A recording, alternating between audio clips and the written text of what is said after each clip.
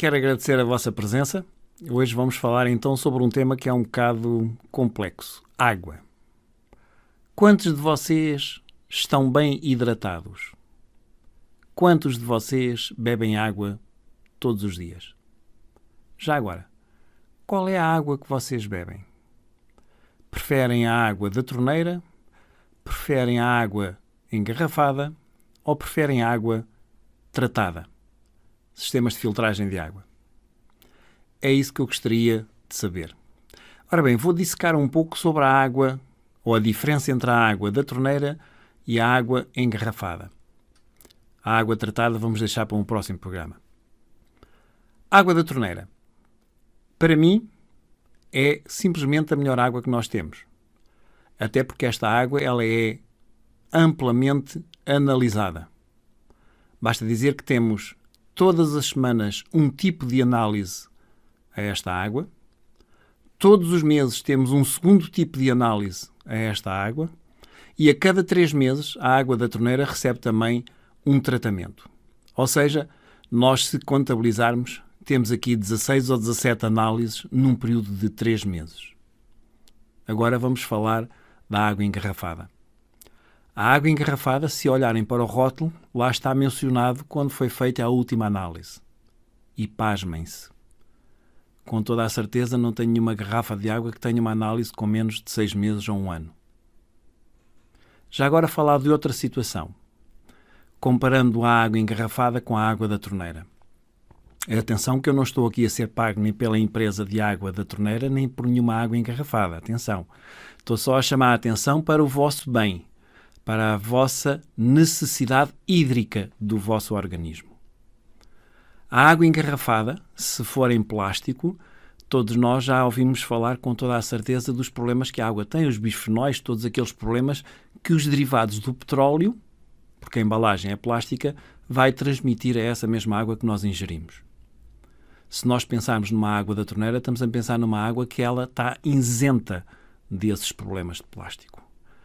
A única embalagem que a água tem é o cloro. Ou seja, o cloro é a vacina da água. É um mal menor, é um mal importante, porque sem a presença do cloro, nós não teríamos uma água que se pudesse dizer potável. No entanto, ela também traz, sem sombra de dúvida, alguns problemas. E nós temos consciência desses pequenos problemas que a própria água da torneira poderá trazer, nomeadamente metais pesados.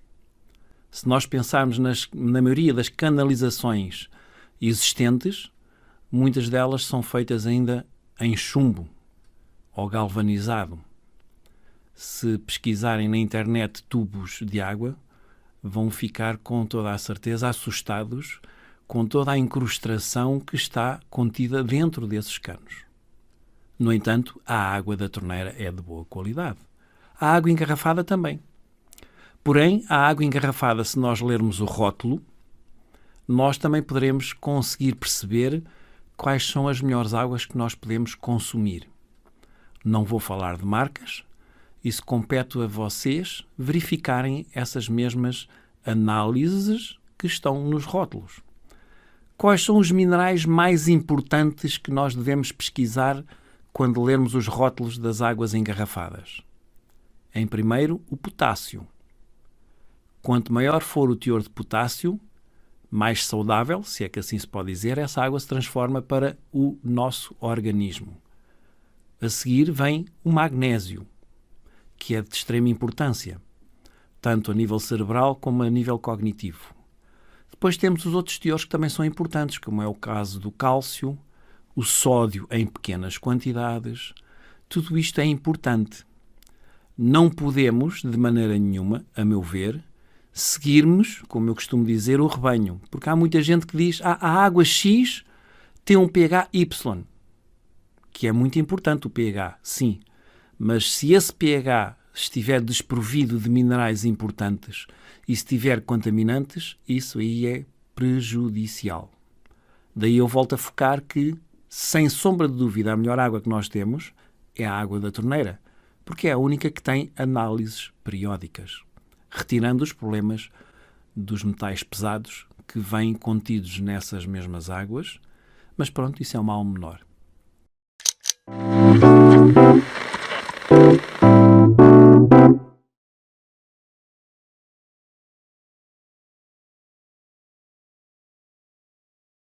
Ora, então sejam bem-vindos a mais uma temática sobre a água. E hoje, se calhar, vamos falar acerca dos sistemas de filtragem, sistemas de purificação de água. E isto até porque, como nós sabemos, a água da torneira, apesar de ser potável, tem alguns pequenos problemas, digamos assim, principalmente a nível de sabor, que é essa a principal queixa da maioria das pessoas que consomem a água da torneira. Ou não a consomem porque sentem um sabor agressivo, nomeadamente derivado ao cloro que é adicionado à água. E então as pessoas vão pesquisar e vão procurar sistemas de filtragem de água, sistemas de purificação de água. Existem vários no mercado, uns mais caros, outros mais baratos. Existem uns melhores, outros menos bons. O que é certo é que isso é um livre-arbítrio de cada um de nós poder fazer esse tratamento. Eu, por acaso, já trabalhei com vários sistemas de tratamento de águas e alguns deles, apesar de ser ditos muito bons, que na realidade são, mas são bons demais para a saúde humana. Por exemplo, nós temos um sistema de tratamento para a remoção do cloro da água da rede pública, o mais simples, o mais prático e o mais barato, é uns jarros que nós compramos habitualmente nas grandes superfícies, que têm um pequeno filtro no interior desse mesmo jarro que é composto à base de carvão ativado. Esse carvão ativo é suficiente para eliminar o cloro. Mas a maioria dos metais pesados ele não consegue remover, assim como, e cada vez mais nós temos consciência disso, a água da rede pública vem impregnada com medicamentos. Isto porquê? Porque as águas que são fornecidas nas nossas torneiras são recolhidas, a grande maioria delas, em barragens. E toda a água que vai para a barragem, e ao longo dos anos, o ser humano também vem consumindo imensos medicamentos, e o que é certo é que nós, através da urina, principalmente, vamos excretar esses mesmos medicamentos, que depois, ao longo dos anos, vão também eles entrar no ciclo da água.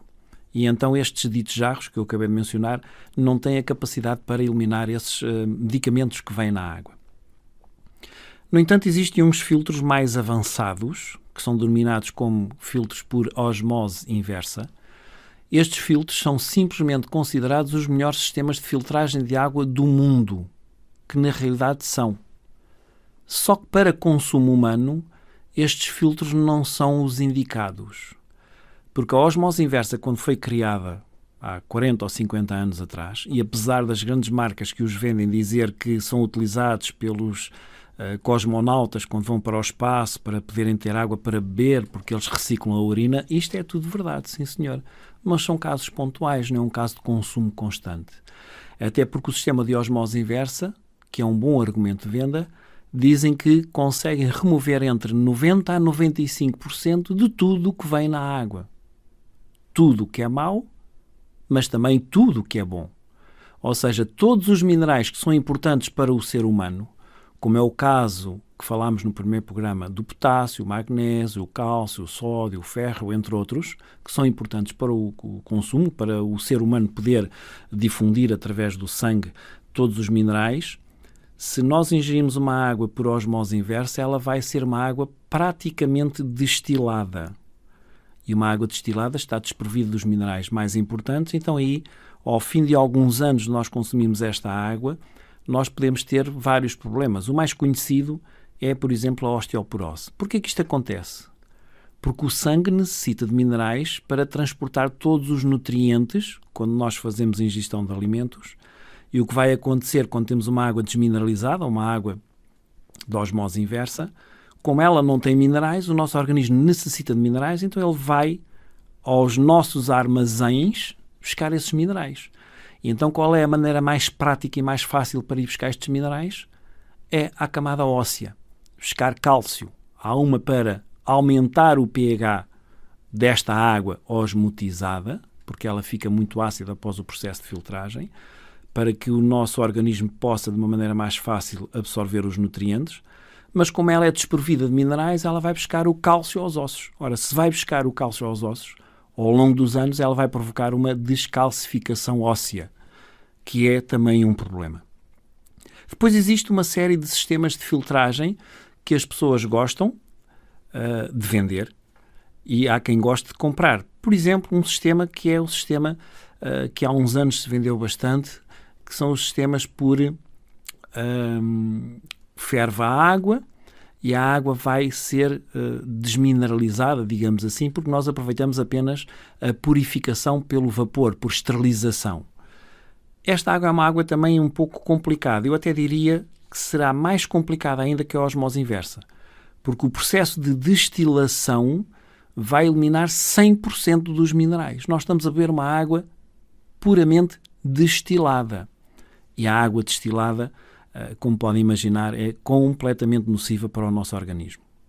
Lógico que há pessoas que defendem o consumo de água destilada. Eu aí concordo. Há uma médica bastante conceituada, a Hulda Clark, que ela tem um protocolo de tratamento com água destilada. Mas isto são protocolos pontuais de tratamento.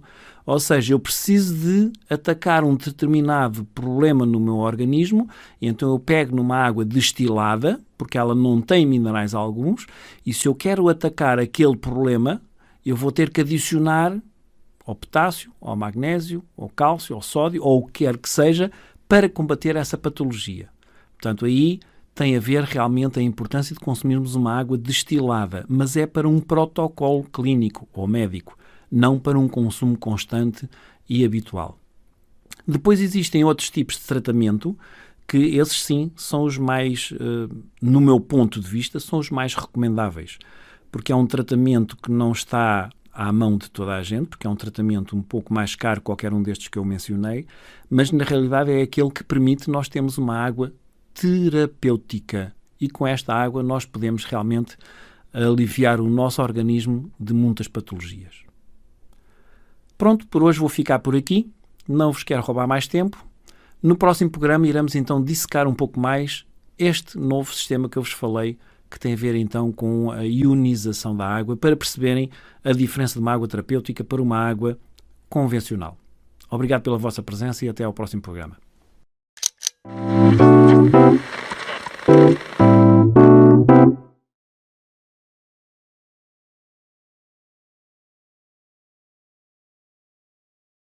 Ora, então sejam bem-vindos a mais uma temática sobre a água. E hoje, se calhar, vamos falar acerca dos sistemas de filtragem, sistemas de purificação de água. E isto até porque, como nós sabemos, a água da torneira, apesar de ser potável, tem alguns pequenos problemas, digamos assim, principalmente a nível de sabor, que é essa a principal queixa da maioria das pessoas que consomem água da torneira. Ou não a consomem porque sentem um sabor agressivo, nomeadamente derivado ao cloro que é adicionado à água. E então as pessoas vão pesquisar e vão procurar sistemas de filtragem de água, sistemas de purificação de água. Existem vários no mercado, uns mais caros, outros mais baratos. Existem uns melhores, outros menos bons. O que é certo é que isso é um livre-arbítrio de cada um de nós poder fazer esse tratamento. Eu, por acaso, já trabalhei com vários sistemas de tratamento de águas e alguns deles, apesar de ser ditos muito bons, que na realidade são, mas são bons demais para a saúde humana. Por exemplo, nós temos um sistema de tratamento para a remoção do cloro da água da rede pública, o mais simples, o mais prático e o mais barato, é uns jarros que nós compramos habitualmente nas grandes superfícies, que tem um pequeno filtro no interior desse mesmo jarro que é composto à base de carvão ativado. Esse carvão ativo é suficiente para eliminar o cloro. Mas a maioria dos metais pesados ele não o consegue remover, assim como, e cada vez mais nós temos consciência disso, a água da rede pública vem impregnada com medicamentos. Isto porquê? Porque as águas que são fornecidas nas nossas torneiras são recolhidas, a grande maioria delas, em barragens. E toda a água que vai para a barragem, e ao longo dos anos, o ser humano também vem consumindo imensos medicamentos, e o que é certo é que nós, através da urina, principalmente, vamos excretar esses mesmos medicamentos, que depois, ao longo dos anos, vão também eles entrar no ciclo da água. E então estes ditos jarros, que eu acabei de mencionar, não têm a capacidade para eliminar esses medicamentos que vêm na água. No entanto, existem uns filtros mais avançados, que são denominados como filtros por osmose inversa. Estes filtros são simplesmente considerados os melhores sistemas de filtragem de água do mundo. que na realidade são. Só que para consumo humano, estes filtros não são os indicados. Porque a osmose inversa, quando foi criada há 40 ou 50 anos atrás, e apesar das grandes marcas que os vendem dizer que são utilizados pelos cosmonautas quando vão para o espaço para poderem ter água para beber, porque eles reciclam a urina, isto é tudo verdade, sim senhor. Mas são casos pontuais, não é um caso de consumo constante.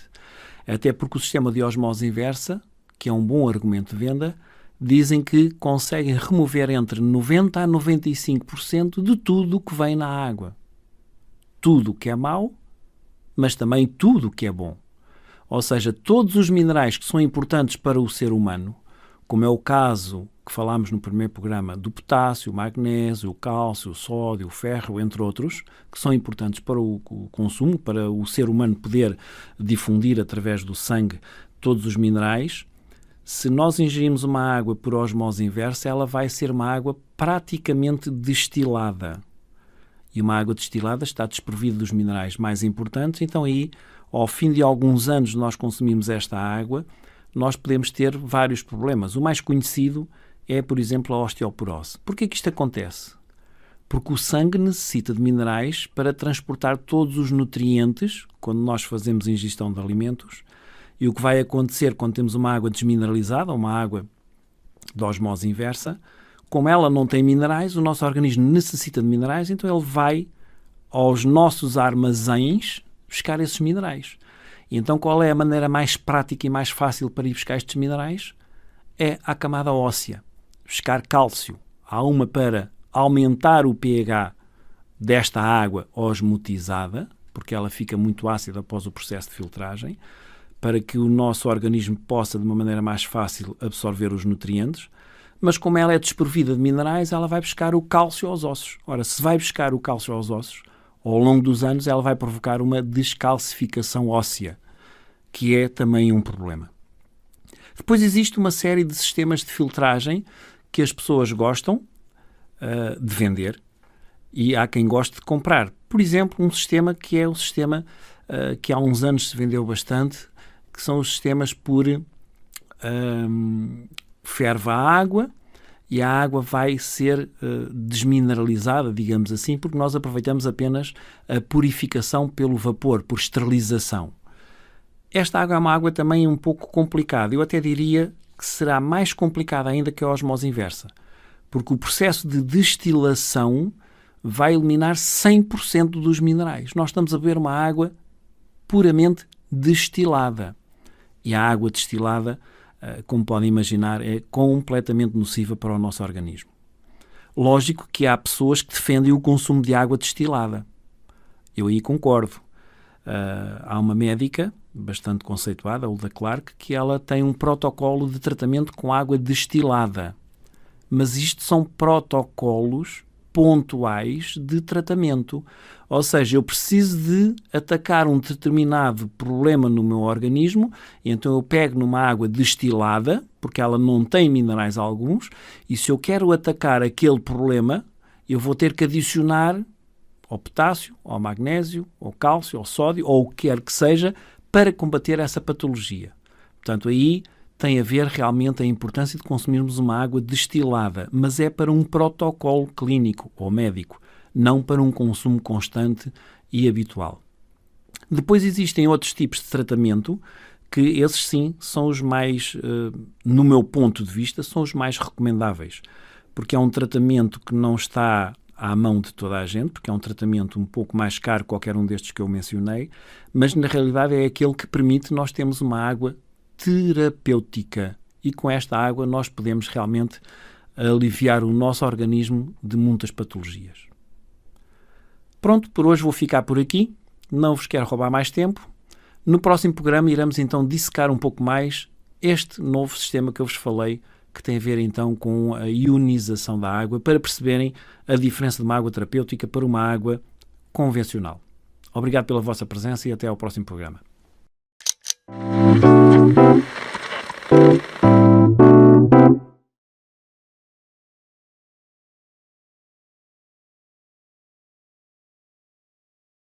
Ora então, sejam bem-vindos a mais um programa sobre a temática da água. Hoje vamos então abordar estes últimos filtros que eu mencionei no último programa, que são os chamados ionizadores. E atenção, agora lá está o marketing a trabalhar. Hoje em dia tudo é ionizador.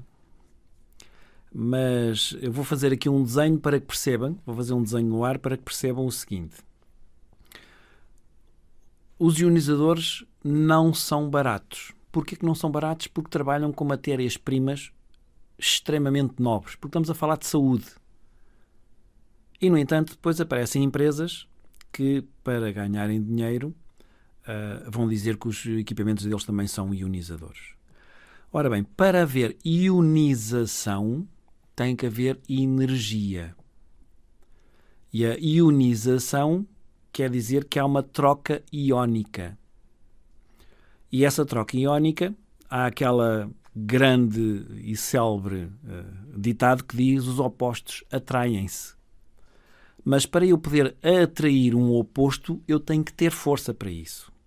E só através da corrente elétrica é que eu o consigo fazer. Na perfeição.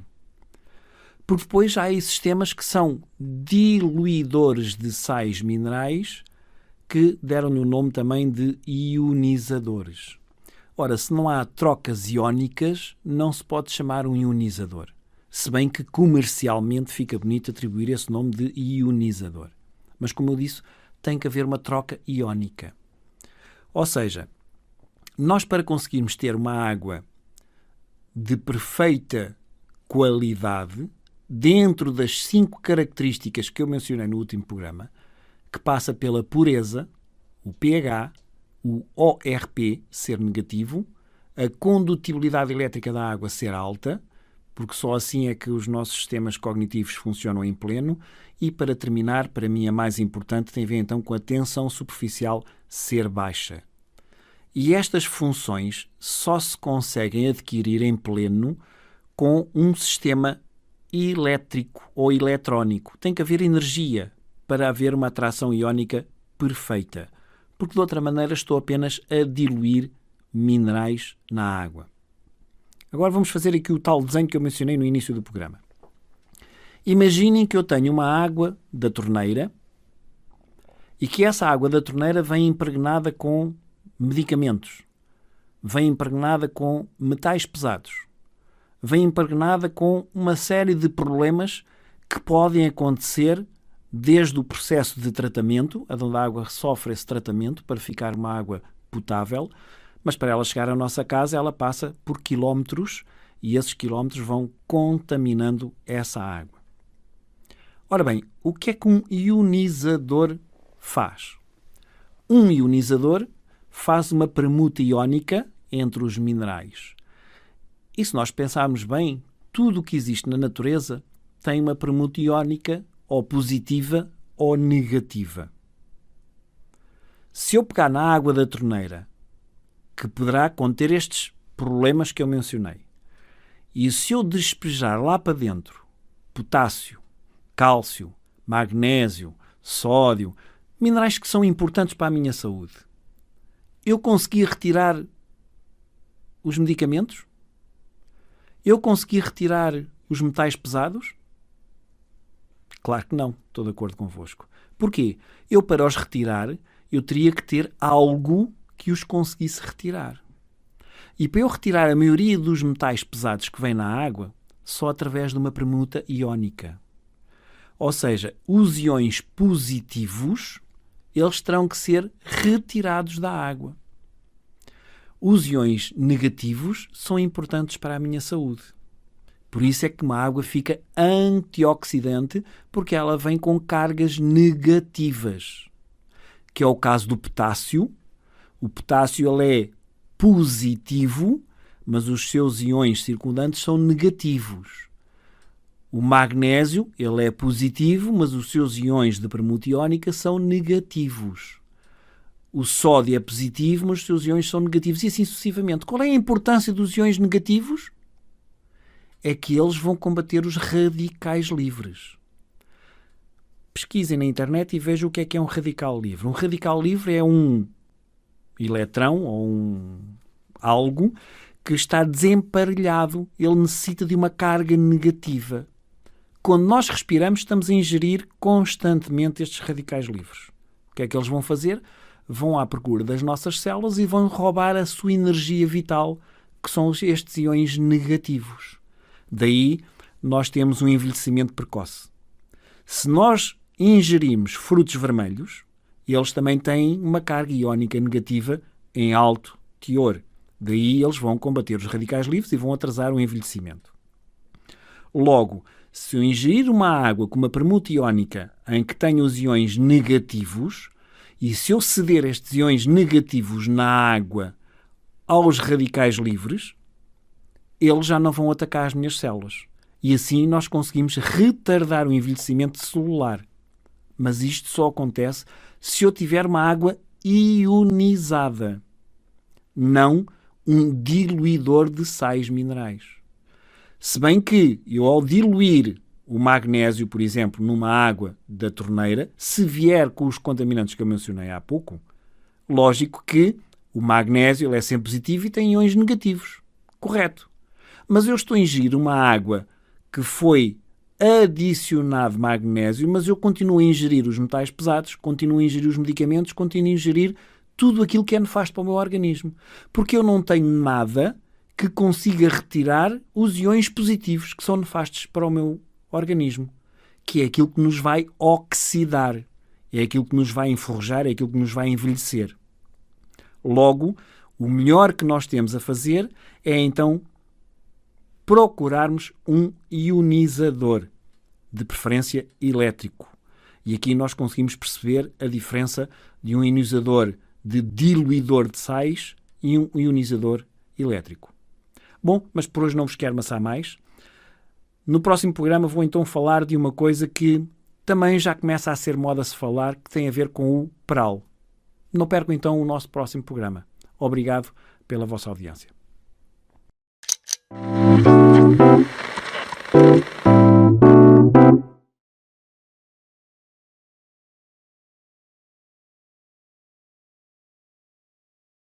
Ora, então sejam bem-vindos a mais um programa sobre a temática da água. E tal como eu disse, hoje vamos abordar um tema que tem a ver com o PRAL. P-R-A-L. Potencial renal de carga ácida, traduzindo diretamente para o português. Ora bem, este potencial de carga ácida renal, ele foi descoberto em 95 por uns cientistas alemães que vieram dizer que determinados alimentos que nós consumimos faz uma carga ácida superior nos nossos rins e daí nós temos alguns problemas de saúde. Entretanto, há alguns equipamentos, e eu mais à frente já vou tentar vos esclarecer para aqueles que estejam interessados entre os equipamentos que produzem esta água terapêutica, os chamados ionizadores, e vou-vos tentar esclarecer qual será, ou como é que poderão verificar qual será o melhor equipamento para vós. Ok? Mas para já vamos falar então sobre este PRAL, potencial de carga ácida renal. Estes cientistas, que em 95 descobriram este PRAL, ou fizeram este estudo deste PRAL, dizem que um alimento, nós temos que ter aqui 3 ou 4 equações que são importantes. A primeira é, temos que multiplicar 0,36 de proteína por magnésio, que o produto que nós vamos ingerir tenha. Por exemplo, imaginando que eu vou consumir uma couve, eu tenho que fazer a equação com um determinado número de proteína, multiplicar por magnésio, multiplicar pelo potássio, multiplicar, ou seja, eu tenho que fazer esta equação para conseguir atingir se o PRAL é negativo, que é ótimo para os meus rins, portanto ele é negativo, não vai acrescentar nenhuma carga demasiadamente ácida ao meu rim. Se ele é positivo, aí já é mau, porque quanto mais positivo ele for, mais trabalho vai dar ao meu rim. E aí vai-me trazer consequências na saúde a médio ou a longo prazo. Há uma tabela que depois poderão consultar na internet sobre este PRAL, em que a maioria dos grãos trazem-nos um PRAL positivo, a maioria das verduras trazem-nos um PRAL negativo, que é importante e é bom para o nosso rim, e algumas frutas poderão ter uma cadência negativa ou uma cadência positiva. Mas isso eu deixo ao vosso critério. Pesquisem na internet, ou então, quem sabe, um dia destes poderemos voltar a falar e eu poderei explicar melhor o que é este PRAL, ou trazer-vos então essas ditas equações. Hoje não vos quero amassar com isso. Eu hoje só trouxe aqui o tema do PRAL. Porquê? Porque isto, hoje em dia, o marketing é muito agressivo. E há certas empresas que, infelizmente, através do desconhecimento da maioria dos comuns dos mortais, valem-se de siglas e de nomes muito bonitos e pomposos para conseguirem levar água ao seu moinho. E é aí que começa realmente alguns dos problemas. Nós nem sempre podemos acreditar em experts, porque muitas das vezes esses experts são pagos por empresas para enaltecer determinadas marcas. Não estou aqui a dizer mal de ninguém, atenção. Só que temos que chamar os bois pelos cornos, e peço desculpa à expressão, mas a realidade é esta. Como é que eu posso dizer que uma água tem um PRAL positivo ou negativo? Vou-vos fazer uma pergunta. No vosso entender, a água tem proteína? Não. Se a água não tem proteína, como é que eu posso afirmar, com toda a certeza, que a determinada água tem um PRAL negativo ou positivo? Imaginem o seguinte. Vocês têm na vossa mesa uma cesta com maçãs lá dentro. E têm que dividir essas maçãs por 5 pessoas. Quantas maçãs dá a cada uma delas? Quantas? Pois eu não disse quantas maçãs estavam dentro do cesto. Tenho toda a razão. Então como é que vocês conseguem acreditar numa pessoa que diz que uma determinada água tem um PRAL negativo? Para ter um PRAL negativo, eu tenho que ter proteína para poder fazer a minha equação. É o mesmo que se passa com as maçãs na vossa mesa. Se tem a cesta cheia de maçãs, se não sabem quantas estão lá dentro, quantas é que vocês conseguem dividir pelos respectivos utentes que estão sentados à mesa? Pronto, isto é muito basicamente para vos falar sobre o PRAL. Já agora, tal como eu prometi, e para terminar, vamos então ver como é que vocês podem ir à internet e pesquisar um equipamento ionizador de água elétrico, porque esses são os mais eficazes para a vossa saúde e bem-estar. Como é que vocês poderão ver isto? Em primeiro lugar, tentar ver aonde é que essa empresa tem os escritórios, aonde é que é a fábrica. Entrem no Google, eu até vos aconselho a fazer através do Street View, e aí vocês conseguem visualizar a fábrica. Não vão parar, não vão de escada, porque esse vão de escada se calhar não vos consegue dar a assistência que eles dizem que esses equipamentos têm. Isso é o primeiro ponto. Fabricante. O segundo ponto, e para mim é o mais importante, verem se realmente, porque todos os equipamentos ionizadores são constituídos por placas, normalmente em titânio, porque o titânio é mais condutor, mas depois são banhadas a platina. Convém ver se realmente é assim, porque muitos dos equipamentos, e não estou aqui para dizer mal dos chineses, nem estou para dizer bem de nenhum dos outros, mas muitos dos equipamentos que vêm da China, eles copiam exteriormente muito bonito, mas o interior às vezes falha, porque, lógico, se eu chegar a uma empresa chinesa e dizer assim, eu quero fazer um equipamento que me custa 2 ou 3 ou 4 ou 10 mil euros, mas só quero gastar 500 euros. Eles fazem-no. Só que o que está lá dentro não são materiais nobres, e é isso que vocês têm que terem atenção. Portanto, verem a qualidade da fabricação das placas que estão dentro dos equipamentos. E o segundo ponto, ou neste caso o terceiro, para mim o mais importante, é verem a dimensão dessas mesmas placas de titânio e platina. Porque nós no mercado encontramos dezenas de equipamentos ionizadores elétricos que dizem que nós temos 13 placas de platina.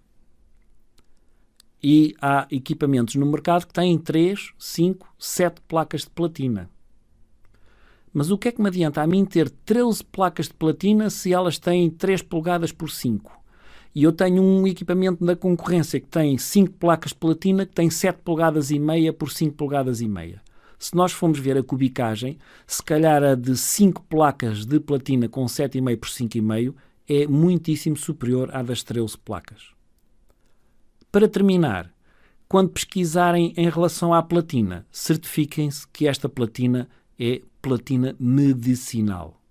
porque se a platina não for medicinal, ela pode conter poros e no processo de ionização ou no processo de eletrólise da água, a água pode entrar em contacto com o titânio e o titânio é venenoso. Tenham em atenção a isso. Pronto, basicamente é isto que eu vos queria falar. Agradeço a vossa atenção dispensada sobre esta temática da água. Se gostarem, quem sabe, se um dia mais tarde não voltaremos a falar. Obrigado pela vossa atenção e pela vossa audiência. Até um dia.